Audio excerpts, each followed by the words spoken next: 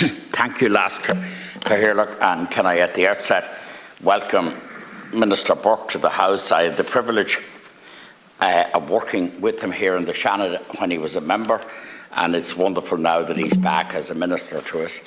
Can I congratulate and thank my colleague Senator Kine for bringing forward the motion, for going into trouble to write it up very effectively. And Sean is a conviction politician, but he's very sincere about this issue, and thanks for doing that, Sean. I want to salute at the beginning of my few words the voluntary people, the people all over this country in the towns and villages who do voluntary work for patients with cancer and their families. And I'm thinking in my own village of Eugene and Edel Fox, who are the executive committee and membership of a group of Bailieborough Cancer Care with other people with them, who provide a taxi service to Dublin for people for chemotherapy, for other treatments, and provide support to families and provide obviously a service to chemo in Cavan when it's available there. These people are just wonderful. I met them yesterday, and as I should, and as anyone else in the House would done, I made a voluntary contribution, because I was asked to Cavan Cohen, and they're a support group for cancer in Cavan Town, and they have a centre there. That's what they're fundraising for at the moment, a new drop-in centre where people have the support of peers with cancer, where they've support of maybe people who have recovered from cancer, for the support of other families and volunteers, and there's psychological supports there, and there's all sorts of counselling support there, and it's a wonderful setup and done by a wonderful, all spearheaded initially by a wonderful friend of mine there, Helen Quinn, and those people are great in what they do. I want, of course, as we all wanted, to salute the National Cancer Society and those daffodil nurses, those cancer care nurses that they provide, which is very important. And they gave us some interesting stats, which brings the whole thing into perspective, and the reality of it on their brochure, Cancer by Numbers. 42,000 get cancer in Ireland every year. We are 13th, and that's disappointing, and we need to work on that. And Minister, that needs addressing in a big way. We were 13th in the 27 EU states in terms of recovery. We've got 10,308 cancer deaths every year in Ireland, and 215,000 people, as we walk around, we're meeting them every day, are living beyond a cancer diagnosis.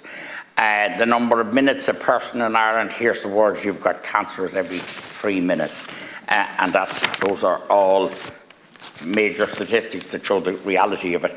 We do give a medical card to people with cancer, and I think that's as it should be. But I would like, Minister, if you could look at the prospect of medical cards for women who are diagnosed with breast cancer and men who are diagnosed with prostate cancer. Correct me if I'm wrong, Minister, but in my understanding, both of those have to provide a means test unless the cancer has spread. And that's, I think, wrong, to be truthful, particularly given how the state of riches in the country at the moment. In terms of prioritising expenditure, I think that's wrong. And I know that you have a personal interest here, Minister. You might respond on that, on the medical cards. And that's very, very important. Just in case I forget, I agree with all the preventative talk, and my colleague behind me, Senator Siri Carney, saying that we really need to deal with vaping, and there was legislation gone through recently, and in fairness, there is great focus by this government on the vaping issue. There was a bill with private members, I think it was here, private members, but the government are very focused, and it needs to dealing with. The loss of income, they reckon, the Cancer Society estimate that it costs a family from 756 to €1,000 a week to be, or a month rather, to suffer from cancer in terms of costs associated with their condition. And they can lose up to $1,500 a month income, so that's a really big one.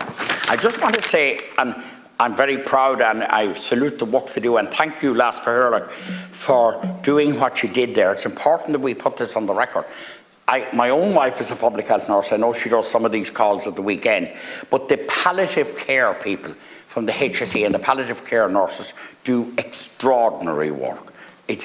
Extraordinary work, and it merits saluting. It should be supported, and it needs universality. And generally, they need to move in as early as possible when families will accept them, and that together with the Cancer Society nurses, that's a very, very important initiative.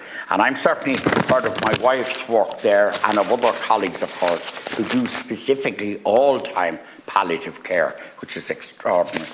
And I suppose, in essence, my time is up, but basically I think the medical cards, I think practical supports for transport, all of that should be in place. It shouldn't just be a question for volunteers. There should be a network of support transport-wise for people to receive treatment. There should be income supports where a family can prove that the whole family income is gone and that they're down. I know there can sometimes get illness benefit, etc., and when they do great, or get sick pay, but these things can phase out. But basically, it's a great debate. Well done to Senator Grime, but I think we have to really follow this up with actions. And for that reason, the Minister's response will be interesting, in that we need an actual results from this.